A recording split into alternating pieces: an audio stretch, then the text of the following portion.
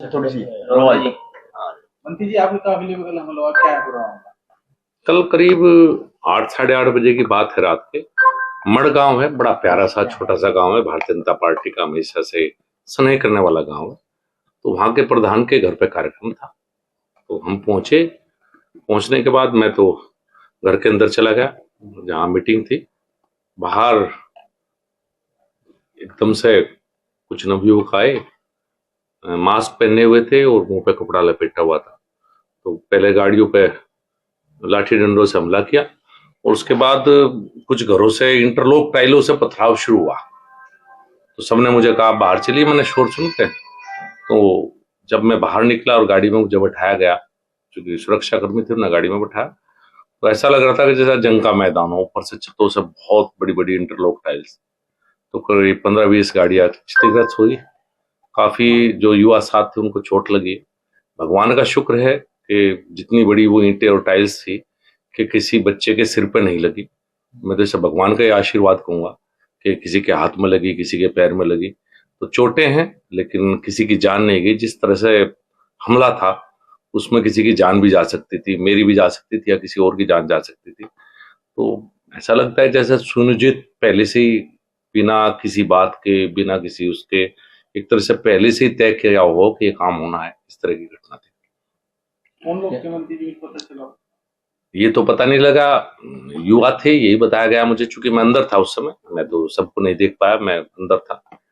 कुछ युवा थे। घरों की छत पे जो लोग थे वो तो दिखाई नहीं दिए क्योंकि रात का अंधेरा था और वहां पहले से बल्ब भी बंद कर दिए गए थे उस गली में, टोटली में। जैसे बाहर लाइटें, आजकल तो सब गाँव में लाइट है, तो पहले लाइटें बंद थी तो छत पे भी शायद ये दिखाई नहीं दे पाए कि कौन थे। बाकी जो कुछ वीडियो आई हैं उन्हीं के द्वारा मैंने भी देखा है कि कुछ नवयुवक थे और इस तरह से पहले से सब कुछ प्री प्लान था। ये ऐसे लगता है कि आने वाले चुनाव में संजीव बालियान की जीत दिख रही है, इस वजह से इस तरह का मामला आ रहा सामने। देखिए, राजनीतिक तो है ही, कोई व्यक्तिगत तो है नहीं। व्यक्तिगत चुनाव चल रहा है, व्यक्तिगत किसी से कुछ है नहीं। जो भी है ये हमला पूर्ण तरह से सुनियोजित है, पहले से तय करवाया गया था, सब प्री प्लान था। किसके घर की छत पे इंटरलॉक नहीं टाइल्स मिलेंगी? गाड़ियां भरी हुई हैं इंटरलॉक टाइल्स से, जो ऊपर से पथराव किया। विधायक, पूर्व विधायक विक्रम सैनी की गाड़ी पूरी तरह टूट गई। ईश्वर का आशीर्वाद है वो मेरी गाड़ी में बैठ गए। अगर वो अपनी गाड़ी में बैठते तो पता नहीं उस समय परिस्थितियों में क्या होता, जिस तरह के हालात उस समय पर वहां पैदा हुई, जो भगदड़ वहां थी।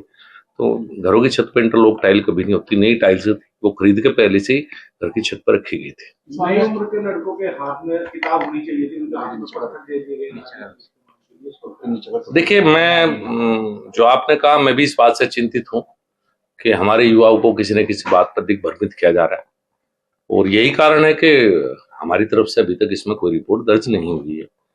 चूंकि कोई भी युवा है, मैं नहीं चाहता कि उसके मुकदमों के द्वारा उसका वो हो सकता है किसी ने उनको भड़काया हो। वो पुलिस जांच का विषय है, पुलिस अपने आप करेगी। मेरी तरफ से कोई कार्रवाई के लिए पुलिस को नहीं कहा गया है, वो पुलिस जांच का विषय है। हाँ, ये जरूर मैं चाहूंगा कि पुलिस जांच करके जरूर निकाल ले कि इसके पीछे षड्यंत्रकारी कौन है।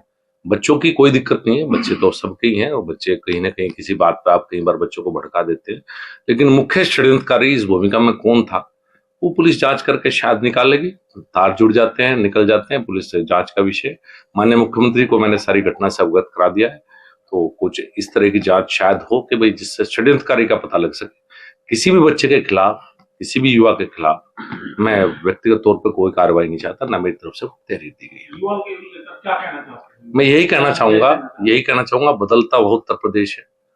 10 साल से देश में योगी जी और 7.5 साल से प्रदेश में योगी जी ने जिस तरह की कानून व्यवस्था का वातावरण तैयार किया है, आज हमारे युवा पुलिस फौज की भर्ती की तैयारी करते हुए मिलते हैं। बहुत बदल गया माहौल मुजफ्फरनगर का। मैं यही अपील करना चाहूंगा अपने छोटे भाइयों से, युवा साथियों से, किसी के बहकावे में ना आए। कहीं से आपको कोई किसी भी बात के नाम पर भड़काता है, ना आए।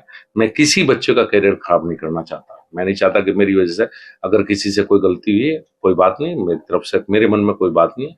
हाँ, मैं षड्यंत्रकारी से जरूर चाहता हूँ कि उनके चेहरे बेनकाब होकर जनता के बीच में आए, कि ऐसे माहौल में, इतने शांत जनपद में और योगी जी के राज में इस तरह की कानून व्यवस्था पर प्रश्न उठना, तो वो जरूर षड्यंत्रकारी सामने जरूर आए। मंत्री जी, सामने कप्तान से कभी बात हुई है कि कौन लोग थे, क्या? देखिए, मैंने तो माननीय मुख्यमंत्री से कहा, उस समय कप्तान से भी मेरी बात हुई है और माननीय मुख्यमंत्री से भी ये कहा, और मैंने पुलिस ने मुझे कहा था कार्रवाई के लिए, मैंने कहा मैं अपनी तरफ से कोई तहरीर नहीं देना चाहता।